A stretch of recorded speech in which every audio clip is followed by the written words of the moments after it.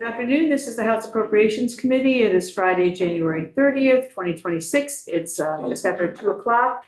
And we are, as the Department of Corrections, Commissioner and friends. So welcome, everybody. Commissioner, have you been in this room? I've been in this room. Wait, have you met our committee members? No, I have not. Well, let's do that.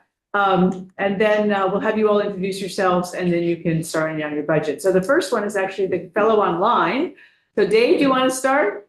Good afternoon, Commissioner Dave Iacovoni from Morrisville, and I represent the Lamoille, Washington District. Greetings. I'm John Kosenska from Burke. I represent the Essex Caledonia District, 10 towns worth. Hi, Mike Niger, I represent Bennington and Powell. And this is Tom Stevens from Waterbury. And I'm Marty Feltus from Caledonia 3, lived in the 5 towns there.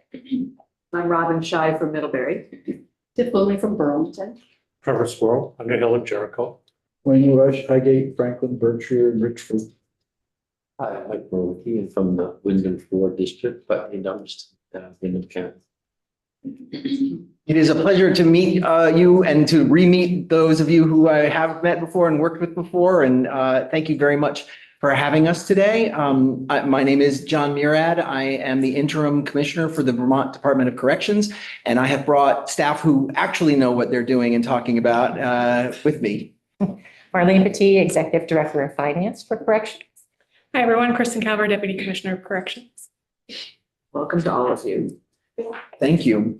We brought a presentation, which with your permission, we'll go through.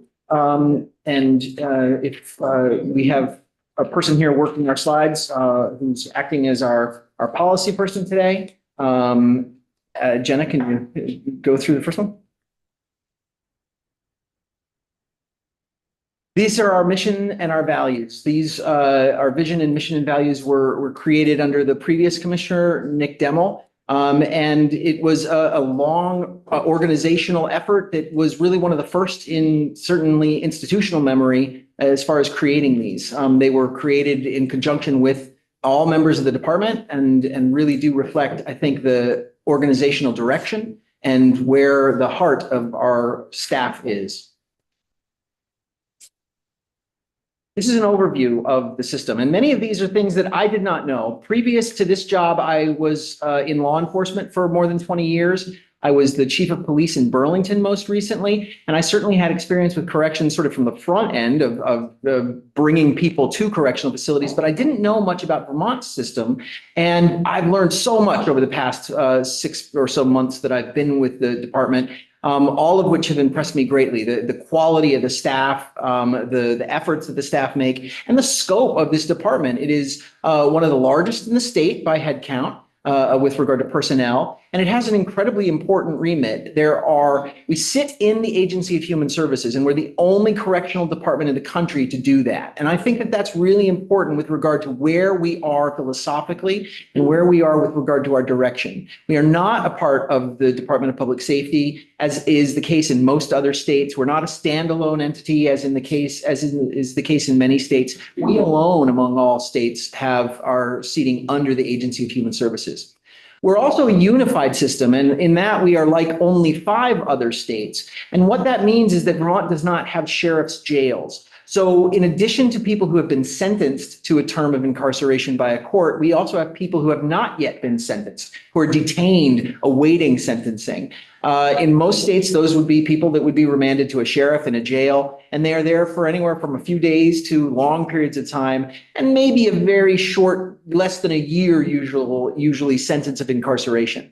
But for us, everybody goes into one of our 6 facilities. There are 5 male facilities in state and 1 female facility that is in Chittenden County, CRCF. And then we also house about 150 people out of state at a facility in Mississippi. We also have under our aegis, our probation and parole. And that's not every system has that, though most do.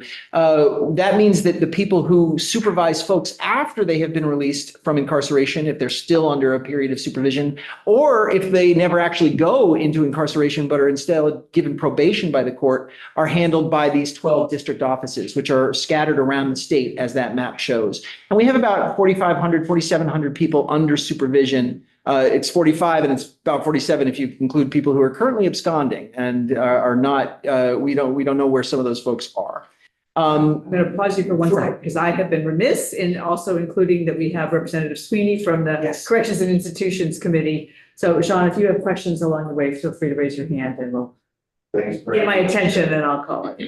Okay, sorry for that. No, not at all, or corrections to offer, because our HCI is incredibly involved in what we do, and we consider them really strong partners. Chair Emmons and Sean and others too, so we're grateful for that. Thanks. Next, please. So this is our 2025 in numbers. We brought aboard 214 new hires. Our overall vacancy rate is about 13%, just under. And that's better than it has been. Commissioner Demmel did incredible work over the course of his tenure, bringing us down from a height of about a 30% plus 30% deficit and cutting that more than in half. However, our facilities continue to have a higher vacancy rate than overall, and that number is also does not reflect the real core part of our facilities who deal with the incarcerated. That would be our Correctional Officer 1 and Correctional Officer 2 positions, and there the deficit is a little bit is higher. It's probably around 20%. Just back up to the absconding. What's about 400 people absconding, 400 people? And what's the where are you losing them? Are they off on parole, or how are they being lost? So it's about 400, a little bit less than 400 that are absconding. Generally, those are folks who didn't appear for an appointment with supervision. But when we issue warrants, most of the time warrants are executed by means of incidental contact. And what that means is that we don't have a team that we would send out after an absconder, and police generally don't go looking for absconders. It's really a matter of, do they come into contact with police at some point and the police run their names and there is a warrant for that person. And honestly, if a person is under supervision and absconds and we don't come into any contact with them, then on some level, the purpose of the supervision is being met. It's not optimal. It's not what we want. We would prefer to be able to help those individuals and continue to work with them, oftentimes to ensure success by helping with employment opportunities or treatment opportunities, what have you. But some absconding is sort of indicative of the fact that the person is not really on anybody's radar anymore and is flying on the straight and narrow, as it were. Any change, any trend, increasing, decreasing, staying the same? I don't know the answer to that. It's only something that I began tracking in our daily reports a few months ago. And so I don't know the answer to that yet, sir. Do you have a turnover rate for Meaning? staffing? For staffing, not on this slide. We know that our challenge right now with staffing is in fact retention. Yes. We've done very well with hiring. We are not doing as well with retaining. And a component of that is the fact that we are still putting those CO1s and CO2s through extraordinary amounts of overtime. And so we lose folks, frankly, to burnout early in their careers. So do you have a turnover rate? Do you know what the turnover rate is for your? I don't know that rate off the top of my head. No. I don't either, but we can get that to you for sure. Okay, I'd be curious to. I don't want to guess. I understand. It's like, I think I know it. Public, yeah, got it. Okay, thanks. The biggest increase that we have also, as we have seen our staffing drop from historical norms, it's up from its worst point, but it is lower than it has been historically. As we've seen that staffing decrease, we've also seen our population increase over the short term. It too is lower than historical highs, quite a bit down from say 15 years ago, but it's very much up since the era of the pandemic. During the pandemic, we, along with many others, did everything we could to get people out of the system if possible. The system was also feeding fewer people into corrections in the sense that Courts had closed, certain offenses dropped during that time period in 2020, 2021, 2022. But we've seen those numbers really increase over the past couple of years, largely because of increases, and there are other slides in this presentation that will show that, increases in detentions. And so that's people who have not yet been sentenced, but are in our system owing to the fact that maybe they are being held without bail owing to the severity of the charges. Maybe they are being held with bail, but can't make that bail. And so the number of detainees in our system is much higher than it has been in the past, and is responsible for a significant portion of the increase that we've seen from about a low of about 1,100 right after the pandemic to where we are today, which is 1,650. Again, 150 of whom are not in state. Oh, I've got Tiff and then Wayne. Hello. I'm wondering, I mean, 44% increase in the women's population is significant, and I'm wondering what is the number at the prison now and the capacity of that prison? As of this morning, I believe we have 172 women who are inside CRCF, the Chittenden Regional Correctional Facility in South Burlington. Those 172 comprise, really, that's the capacity. It's about it's 177 absolute, but that is far more than what the general population capacity is. There are two sort of numbers that we look at with a facility. There's the absolute number of beds, but that includes things like infirmary. It includes things like special housing. And the fact is that what we really want is a population that is at or under our general population total, because ultimately we don't want anybody in the infirmary. Ultimately, we don't want anybody in the special housing, for example, segregated housing because of behavior. We want everybody in that general population area, and we are the best practices in the profession say 80% of Gen Pop is where you should be. And we are well over that, at about 140% of Gen Pop. The other number that matters to us, at least in the case of South Burlington, is a number that's dictated by sewage capacity in an agreement with the town. And that's just over 180, I believe. And our folks being, some folks, are there group settings in which you're having to have people on cots, like in a gym area, et cetera? We did have our gymnasium open to housing owing to construction that we were doing to comply with ADA, with OSHA requirements around ADA Act. But we don't anymore. Right now, the gymnasium is back to being used as a gym, which is good.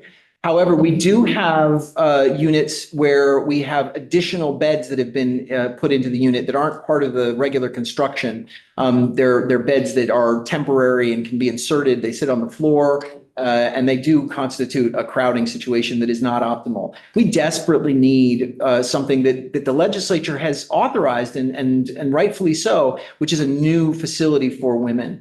We had plans to create, we have plans. We were looking at properties that were owned by the state in Essex, and we are not able to use those owing to an inability to get variances necessary to put an institution of this type on those properties. We are now working closely with BGS in order to identify, to create an RFP, a request for proposals that would go out to property owners in that region who perhaps could identify for us properties that they have that we would be able to purchase and then build on. And that's our next sort of avenue. But we really do want that process to be accelerated. We need support in that process because not only do we want to decrease the crowding issue that we're experiencing right now, but we also want to be able to improve what we offer. We desperately want to make as modern a facility, as progressive a facility, as healing oriented a facility, as trauma formed a facility as possible. And that is in our grasp if we can build a new one. We can build it the way we would want it to be built based on today's needs rather than, CRCF is as old as I am. And I think that the approach to incarceration and to rehabilitation was very different 50 years ago. So I don't think I ever heard the actual number of general population beds that is normally at CCRF. without all the extra stuff that you had to add. Isn't it? My apologies. I can find that for you if you allow, but it'll take me a second to find it. I believe it's about 100 and I want to say 120 our general population. That's what I was looking for. I figured you had a different question. Yeah. My question's on detentions. As I recall, a lot of that detention issue had to do with court backlog. And with that special court down in Burlington, have you seen any improvement in detentions? But have we seen an improvement in the sense of fewer or more? No, we have not seen fewer. Our detentions are still unusually high, at least given the picture of the last 4 or 5 years. And so it continues to be a pressure point. The courts, many of the courts in the state are still experiencing backlogs, partially related to the pandemic, partially related to upticks in unlawful behavior and criminal conditions that occurred in the last few years. We're seeing those crest in other parts of the country. I am optimistic that we may have seen them crest in our state as well. And if that's the case, then it's possible that our detention numbers will decrease. Some portion of detainees will ultimately become sentenced incarcerated people, but not all by any means. And so if we are able to see that change and also not have as many people pushed into the system owing to bad behavior and criminal acts and prosecutions, then perhaps we can get a handle on where we are with regard to capacity. The number is 130 is the Gen Pop number at CRCF.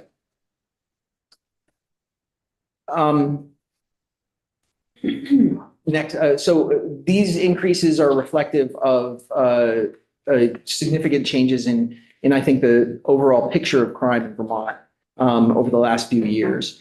It should be noted that we have no control over how many people that we have. The people that we have are sent to us by a criminal justice system, usually from an arrest by a police officer, prosecution, and then a court sentence. And so we must address that. That's our mandate and our obligation and our responsibility. And then it's also our responsibility to do so with as much compassion and care as possible. Next, please. These are our department priorities. Staffing being incredibly important to us, both decreasing vacancies, improving retention. Health and wellness.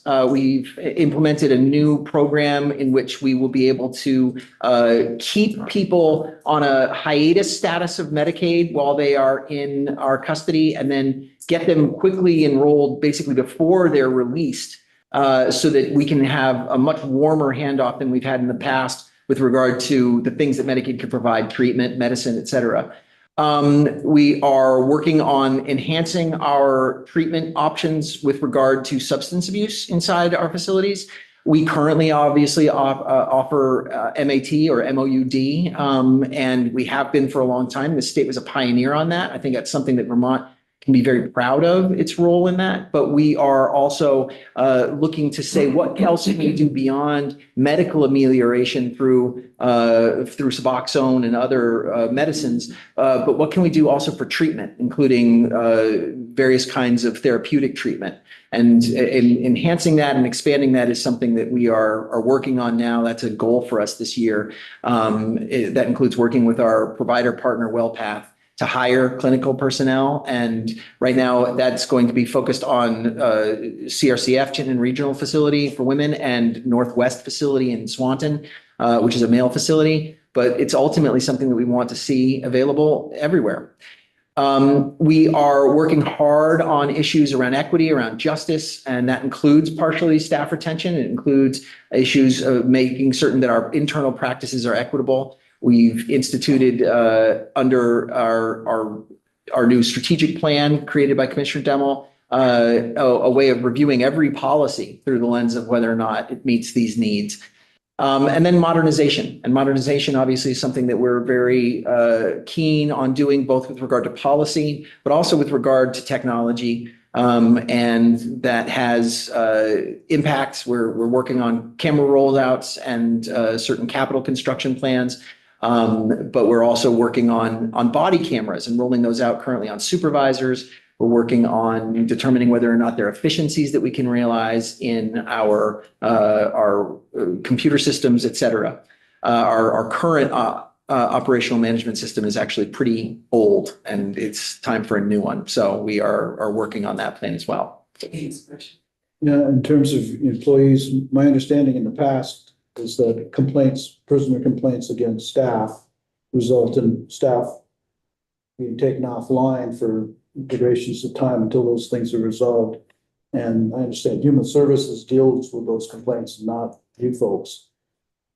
How big a problem is that in terms of staffing, and are the resolutions to those indicative that the system might need to be changed in some way in order to be fair to the folks inside, but at the same time be expedient in terms of making sure that staff are not online causing increased costs and staffing through time? Yeah, thanks. That's a terrific question. And it really does get to the heart of balancing the fact that we're obligated to take seriously complaints from people who are in our custody. We are morally obliged to give compassionate care to those individuals, and we are legally obliged to follow laws that are designed to ensure their safety and their wellness. But we're also obligated to treat our personnel fairly and ensure that they are given due process and rights as well.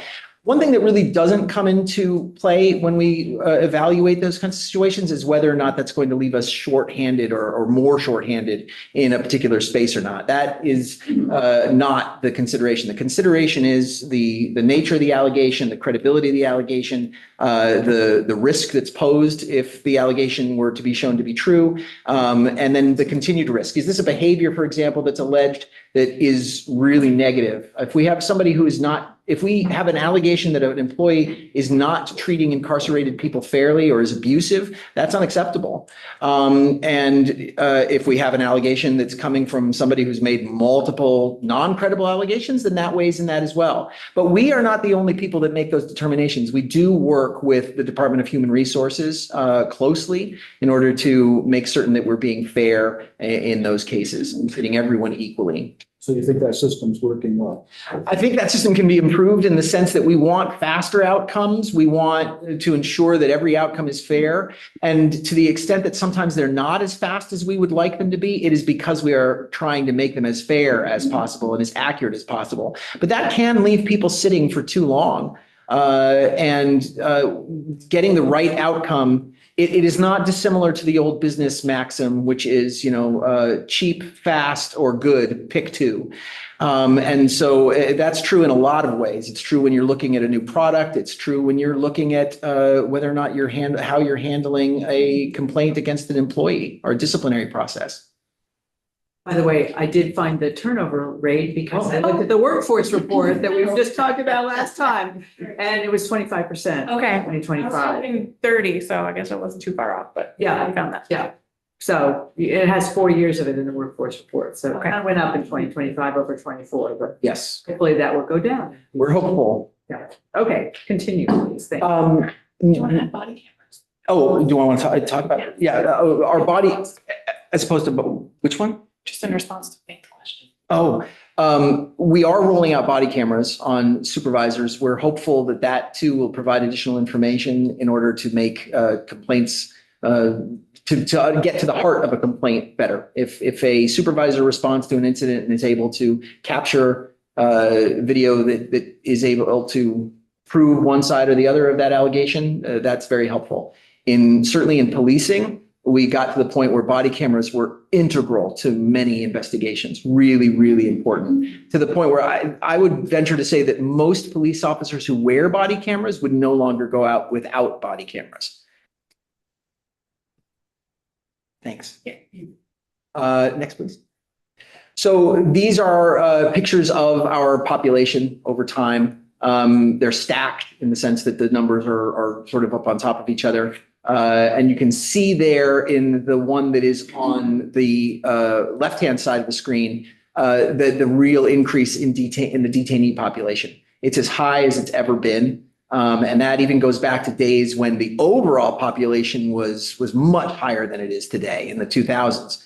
And so that is something that's really a pressure point on us right now. Next, please. These are our field services and the number of folks who are under supervision in the field services. The Defender General with whom I met when I began told me that at one point it was in the 10 plus 10,000 numbers.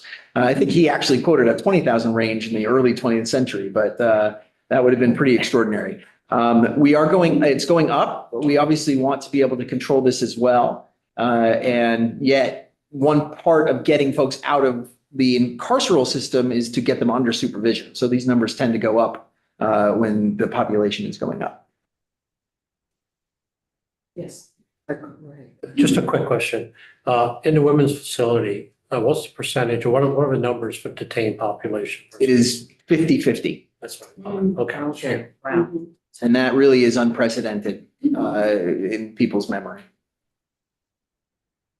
This is similar data, except that it's just done by percentage. And it shows our supervisees, the percentage. What you'll see there is that furlough has been drastically decreased. Furlough is the one part that the department did have a certain amount of control of. Earlier, I had said that the number of people in our custody is not really up to us. And that is largely so, although there's one exception, which is furlough. Furlough is something that is partly under the discretion of the department. It's also it depends on the individual's behavior and the individual's actions inside, and also a totality of circumstances for what they've done or not. But we've greatly diminished the use of furlough. And that is because parole has been much more active in this. And so that red bar, which is is probation, and the people that are sent out by the court, even without having been incarcerated in some instances, the blue area is parole and the use of that by a parole board. Next, please. Healthcare services. And here you see a very big picture of the fact that our populations are getting, frankly, sicker and older than we've seen in the past. And a component of that is the opioid epidemic and the transition of that terrible problem from over the past 2+ decades, from over-the-counter opioids, prescription opioids, to heroin, and then to fentanyl. And it creates a population that is sicker than it has been in the past. An additional slide about health data. You'll see that ER visits are significantly changed. And then that we have a population, about 95% of whom are obtaining some kind of medication from us, and more than half of whom are getting medically assisted treatment. That's the MAT that is up at the top of that graphic. And so both of those are, I think, significant stats, all three, rather not both, but all three. The increase in ER visits, meaning maladies or conditions that can't be met at the facility but have to be taken to an ER. The percentage of medically assisted treatment, meaning people who do suffer from opioid disorder and come into our custody. And then the overall meds, which is just indicative of the fact that we have a population that is sicker than it has been. So I'm curious as to why geriatric starts at 55. Is that a common industry thing, or, I mean, that seems a little young to be geriatric. Fair. And as somebody who's 53, I hear you. I feel like you're getting into the geriatric age. I know that when I turned 50, I got mailers from various funeral homes, and then I also suddenly got AARP membership mail. So. But they don't call you geriatric. I mean, is that a technical term that's actually used by correctional facilities, or is that just a thing? I believe it's from our healthcare provider that's their definition and term, but. Yeah, and it's due to the environment itself being just harder for folks to live in. And so it kind of ages you quicker than if you're Okay. All right. Generally, no, I would not consider geriatric to be 55. Yeah. Although I also got my AARP card at the time. So I guess It's a good there already. discount, you know, it's not such a bad thing. Yeah. Right? That's why I look so young, right? I didn't spend any time in jail. Right. Question though is, between Matt and mental health, they're about the same. Is there a major crossover between those two? Certainly a lot of people are there for both. So, I mean, both of them are over 50%. So by definition, at least some of them are in both of those categories. But I don't know that I would not say it's a one-to-one by any means. Yeah, I wonder if you could speak to the resources required when we do ER visits.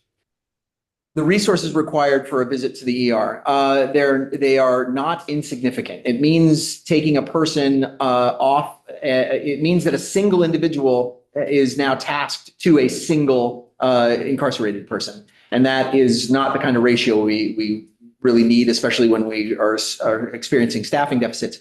But the Commissioner Dettel and our current Chief of Operations work to create a really innovative program where we brought a number of people together in a centralized division that's actually called COD for Central Operations Division. And it is it's taking care of about 72 to 75% of hospitalizations. So that central unit is able to bear almost 3/4 of the hospital cases and not have the facilities expend resources on that. So what happens is generally a person from the facility will take a person in need of hospital care to the hospital, but then will quickly be relieved by somebody from COD. And then the rest of that hospital stay, which can be hours or it can be weeks, will be handled by members of that Central Operations Division. Because you have been sending, because I sat on corrections institutions back for, as I recall, you had to send two people with someone when they went there in the past. So it sounds like Demo changed it around and made it something so you didn't have to send two anymore. Some individuals do still require two. Yeah, if the federal folks will require two, sometimes armed, and then just depending on the individual circumstances. So if there's a handicap van or we need to physically help someone with to be mobile, there can be two. So a little bit of a jump here with ER visits here, clearly from 1 year to the next year. Are these, with the population growing older, are these primarily a medical instance versus like physical kinds of things happening?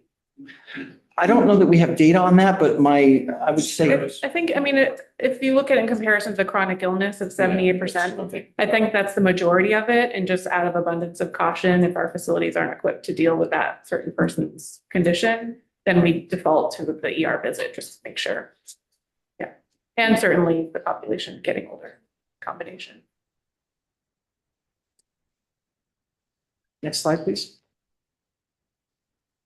These are the staff vacancies at the facilities only, and it shows, again, this is total facility. So it's not narrow. It's not as narrow as just the correctional officer 1 and correctional officer 2, which would probably be a little bit higher. But it is for the facilities, and it does not include the P&P offices or what we call the field, and it does not include our central office in Waterbury. But it has upticked a little bit at the end of this year, as you can see there, and it's a little bit higher than it was in 24. And we are definitely working to fix that. I think that there are a number of efforts that we're making right now around recruitment, around advertising for roles, and we are very keen on fixing this number. This is a priority for me, at least. Next, please. Yeah, just a quick question. Back on that graph. It was trending down, but it had to flip back up in 24, 20. Yes. Was that a result of incentive changes and things like that? I suspect that was from the collective bargaining agreement changes. There was a number of additional provisions in there that gave folks some pay boosts. The new pay chart was increased. And so now it's just kind of leveling out. But I think that's what happened at that point. Next, please. And now we get into the budget piece. And I will turn it over, I think, to Marlene as far as talking about where we are with what we're looking at for both changes from previous years and look aheads. Okay. So we've had our key budget changes are increase in salaries and benefits. And then we've also had increase in the internal service fund. And the ADS allocated charge is up relative to our other ISF allocations. The WellPath contract has had an increase due to the ADP and the Burlington Response Recovery Project. And an increase in out-of-state beds due to an increased population there. Due to an increased population here. Increase to operating expenses to bring in alignment with actuals.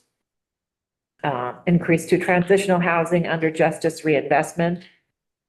And then decrease in other personal services and operating expenses to meet the FY 27 reduction target. Decrease in GF payroll and an increase to global commitment with eligible activities via the random moment time study statistic, which is in the probation and parole offices.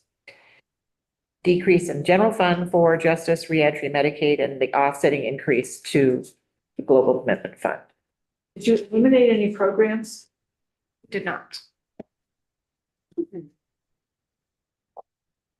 And the next slide just basically shows where we are at and how the budget is broken out, with correctional services being the majority at 215,345,000, and then the justice reinvestment 2 at 11 million.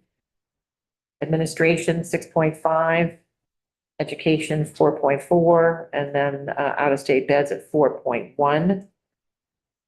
Correctional facilities recreation 1.1, and then the Vermont Offender Work Program at 676, and the parole board at 607,023.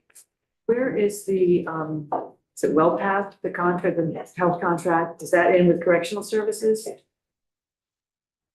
And that had a huge jump in budget adjustment because of the number of the contract with the number. Are we expecting that to sort of level off now? We're hoping for it to. The biggest adjustment you'll see this time accounts for a percentage increase that happens annually that's been negotiated with the contractor. And then the BAA, most of that was prorated from October to the end of the fiscal year. And so this will be the full year. Which was a lot. Yes. What is a full year contract now with them? 12 months. So, the total amount. I know what a full year is. It's about, it's 44. 44 million. $44 million. I just looked at it the other day again. How does that compare with other states or? I mean, that feels like it, when I was on corrections institutions 8 years ago, I just can't believe it was that high. I mean, that seems really high. It is very high. I don't know how it compares to other states. But we can. Yeah, and this does not include the out-of-state folks that are in Mississippi. It doesn't. They get their health care. And it's all part of the per bed per day. And that 44 million is for FY 27, not FY 26. Yeah, it's still a 12-month. But yes, it just went up. Yes. And is there there was a population cutoff at which point it jumped up? What is the next population here? 1550. But beyond that, I think is what she's asking. We don't have it blocked out like that. We would have to negotiate if we got to that. Oh, okay. So it's not already predetermined. So you aren't near the, Sean? With WellPath, Yeah. it's actually one of the better deals out there. At $44 million? Correct. It gets worse really quick with some of the other companies that provide healthcare to prisons. You guys have looked into that. It's We just have. shockingly high. But while I'm talking, just keep in mind that that costs about $150,000 per person per year. Yeah. And that's considered inexpensive compared to. That's just for our prison population, that's where we're at, 150,000. per person per year. Go ahead, Marty. If you think of our health insurance costs, Well, they're talking about $35,000 per person for a premium, and your health Right. insurer is paying the rest of it. right. So you're coming pretty close to It your. might be. Well, it depends on Close. how healthy you are. Well, I know. Yeah, so but- yes. But someone who's trying to offer healthcare services, the whole gamut. Right. And there's no insurance company to pay part of it. Yeah. It does sound very expensive, I agree. with you. Yes, I wasn't expecting that I was thinking you were gonna tell me it was 16 million, so I've just gotta readjust my thinking. All right, thank you. I do it. Yeah, go ahead, Marty. The Vermont Offender Work Program, I'm not familiar with that. Can you give me a quick? That's also, you've probably heard it referred to as correctional industries. So right now it's the plate shop. So they make the license plates for DMV and that's about all they do.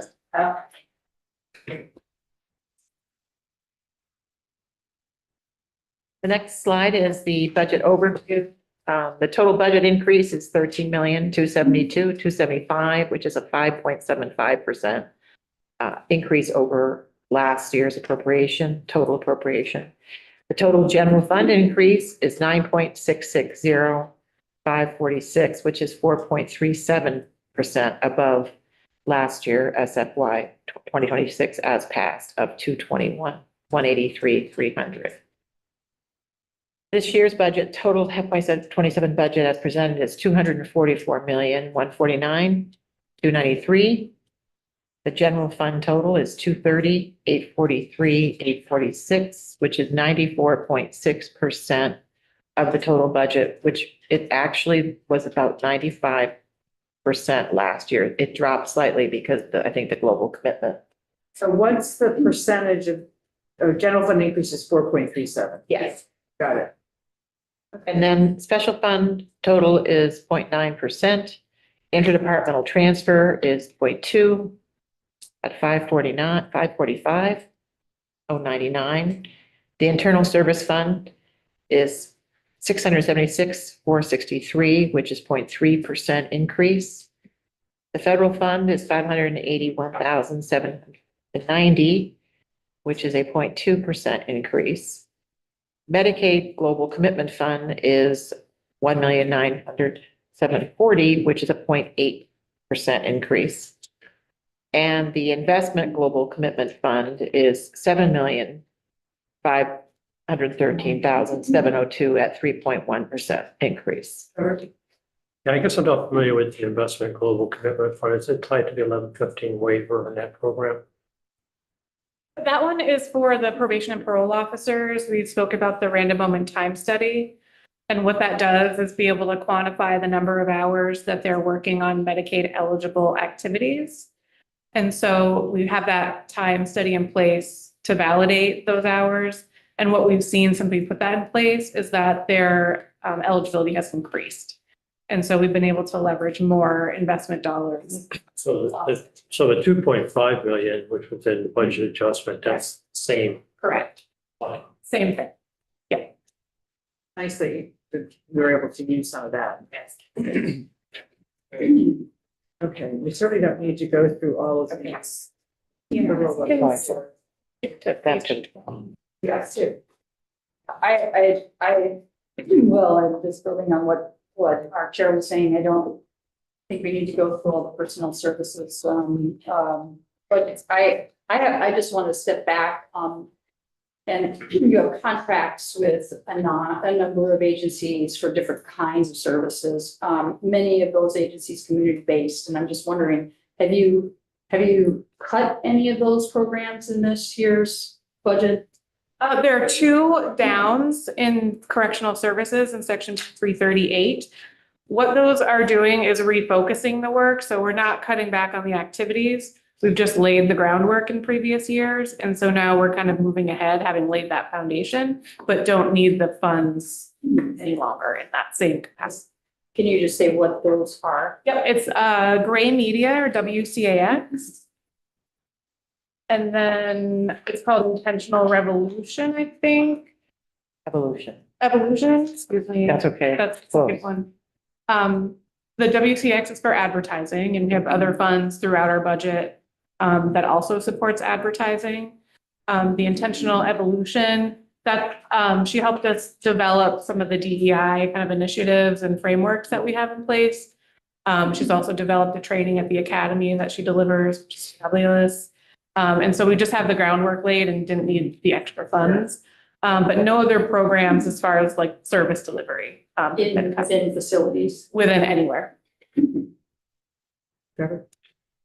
Yeah, you'd also probably have a decrease in community justice centers too, right? Because those pieces, those justice centers that were doing pre-charge. That's going to the AG's office, Right, we didn't decrease funding there kept it the because same. we kept it the same because we've asked them to now go into our facilities and do restorative work there. So we use that funding that was for the pre-trial Pre-charge. pre-charge, thank you, for that work in the program. I see you have some federal grants. I should jump ahead to page 26, because it looks like your budget's pretty standard, so we can. It is very standard. Yeah, we're happy to walk through each item. Not even walk through any of the budget items. There, thank you on Friday. Yeah. You don't need to walk through your interdepartmental transfers. Great. So, Federal federal grant. grants. All right. So yes, we do have federal grants. The Community College of Vermont, which is includes 2 limited service positions, as the funding ends 8/30/26. And there's a balance available of 469, 647.19.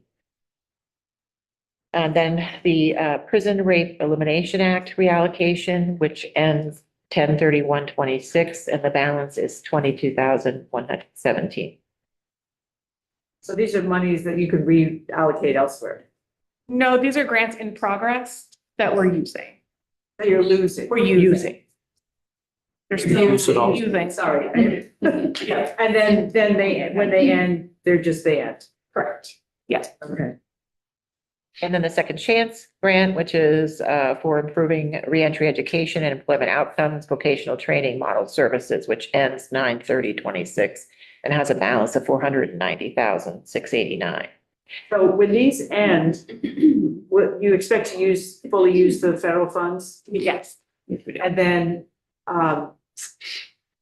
do you expect to have other grants to take their place, or are we just gonna move on and not do anything, or? Right, so the way they're designed is that they don't cause a base budget pressure going forward, so we wouldn't have to seek additional funding or support it with general fund.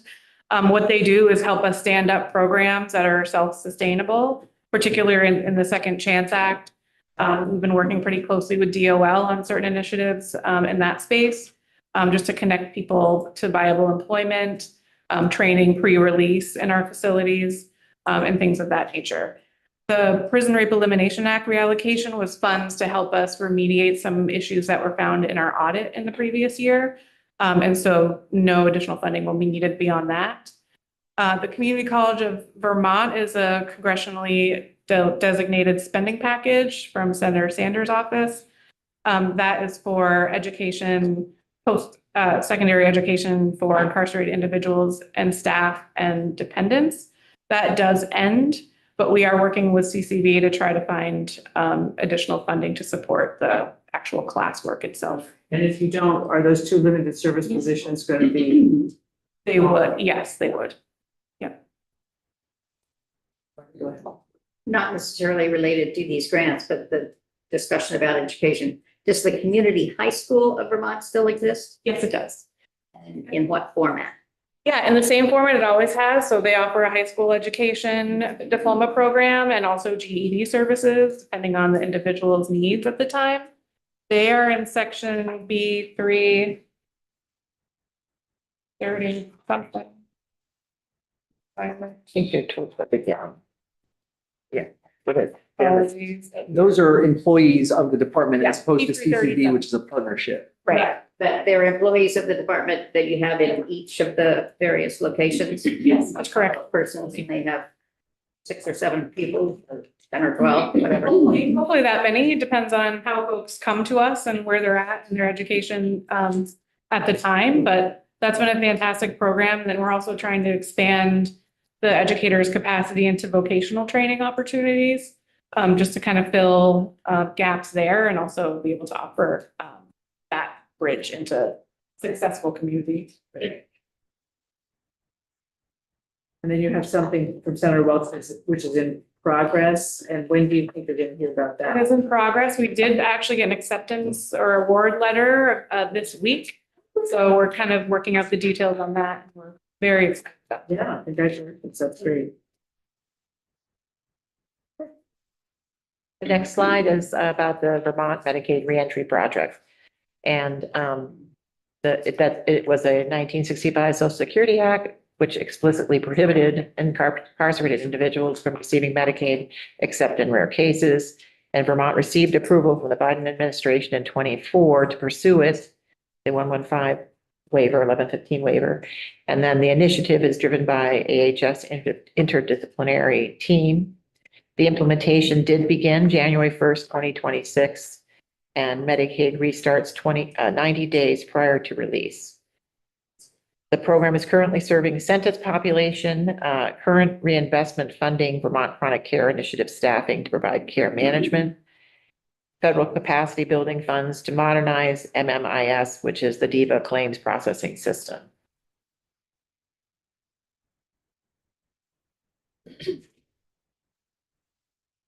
Questions? The next page is reports.